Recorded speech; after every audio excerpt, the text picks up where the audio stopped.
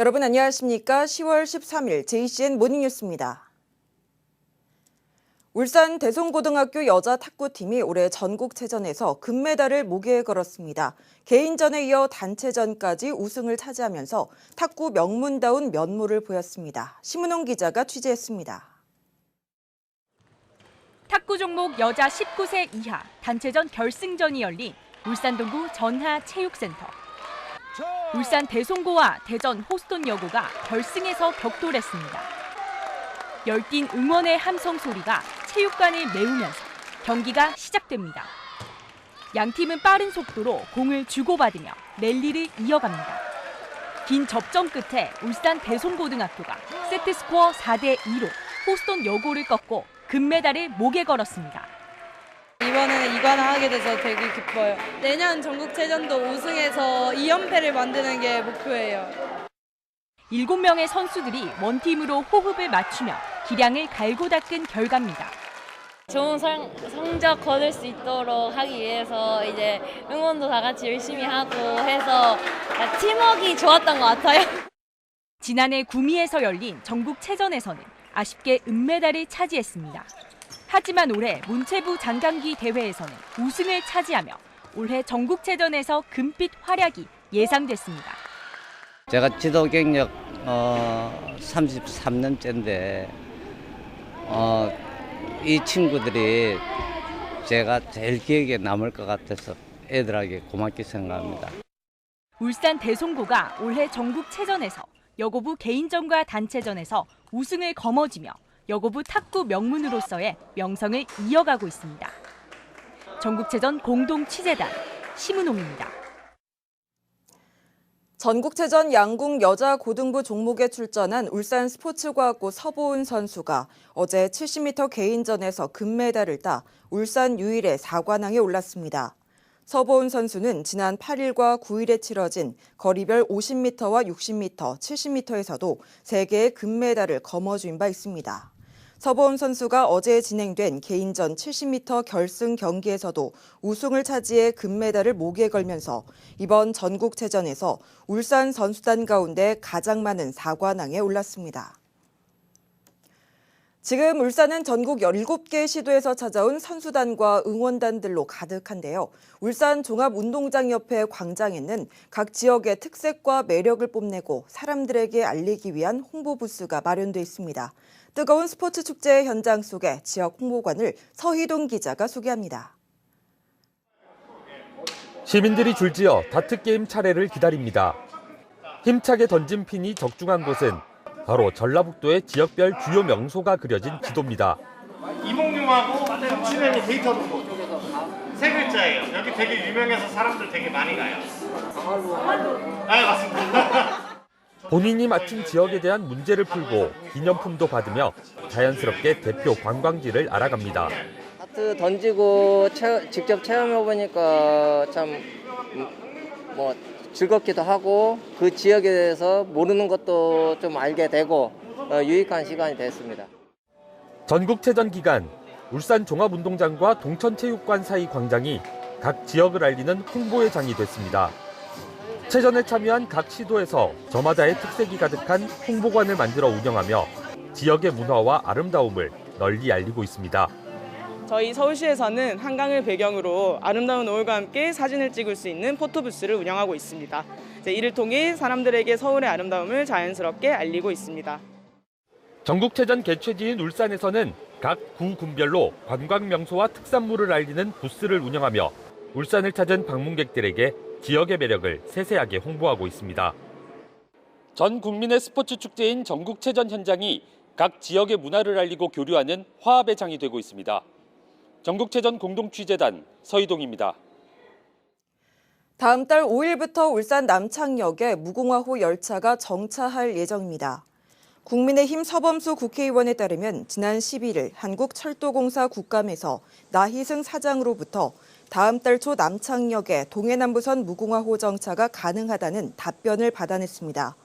이에 한국철도공사 측과 협의한 결과 현재 관련 작업을 추진하고 있어 다음 달 5일이면 열차 정차가 가능한 것으로 확인했습니다.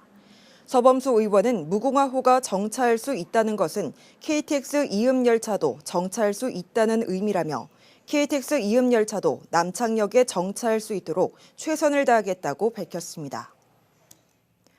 울산 국가산단이 전국 국가산단 가운데 중대 사고가 가장 많이 발생한 산단인 것으로 드러났습니다.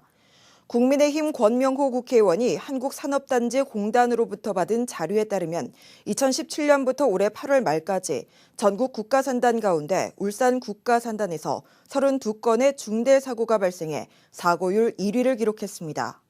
중대사고 유형별로는 산업재해가 13건으로 가장 많았고 화재 8건, 가스 화학물질 7건, 폭발 4건 순을 보였으며 72명이 죽거나 다쳤고 614억 6천만 원의 재산 피해가 발생한 것으로 나타났습니다.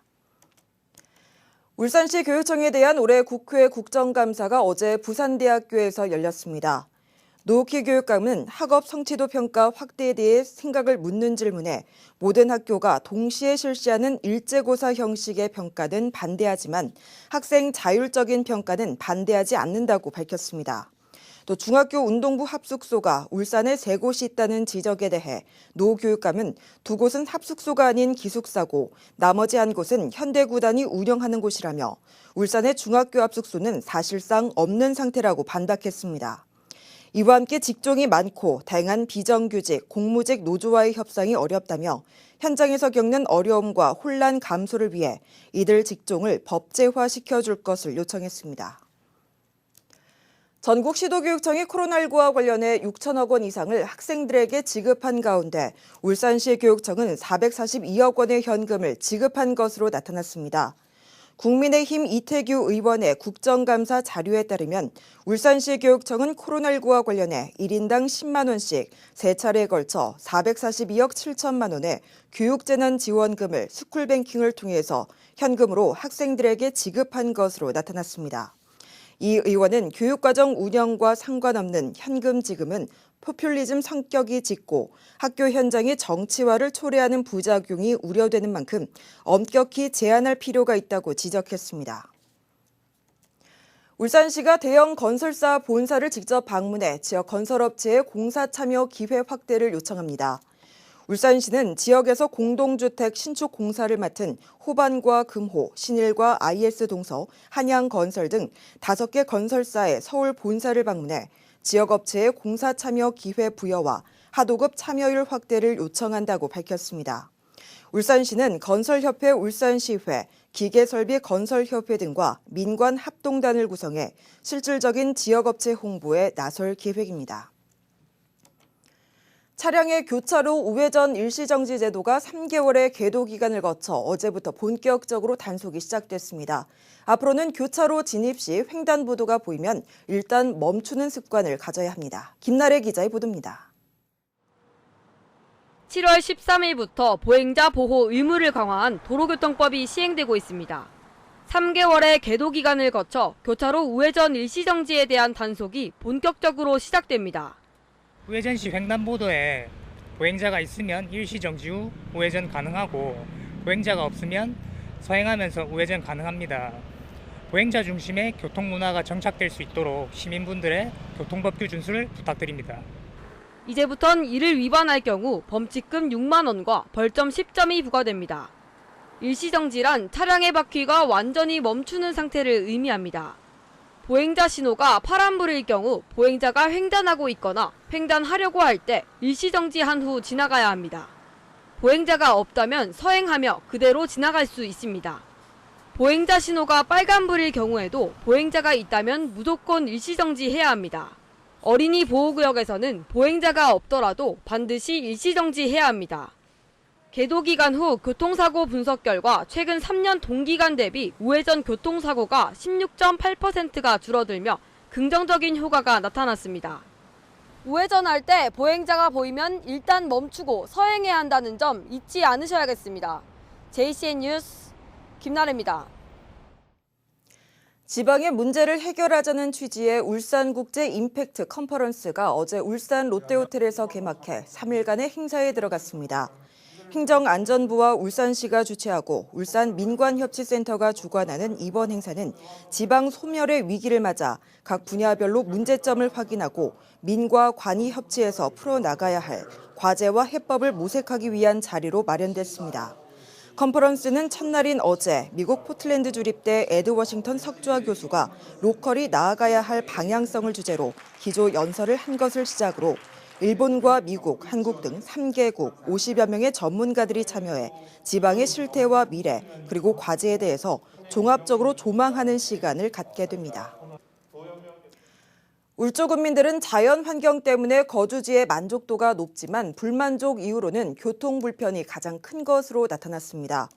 울주군이 실시한 올해 사회조사 결과 주민들의 거주지에 대한 48.5%는 만족, 44.4%는 보통이라고 응답했으며 거주지 만족 이유는 50.4%가 자연환경을, 23.9%는 주거시설로 꼽았습니다.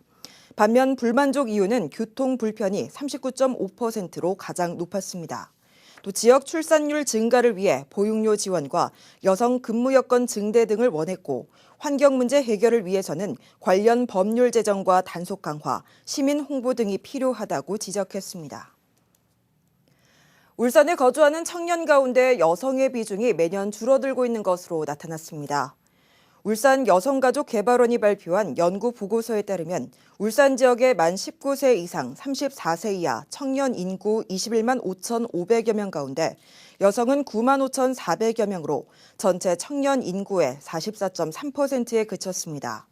이 같은 여성 청년 비중은 지난 2000년까지 50.1%였다가 2005년 48.6%, 2015년 45.1%, 2020년 44.4%에 이어 계속 감소 추세를 보이고 있습니다.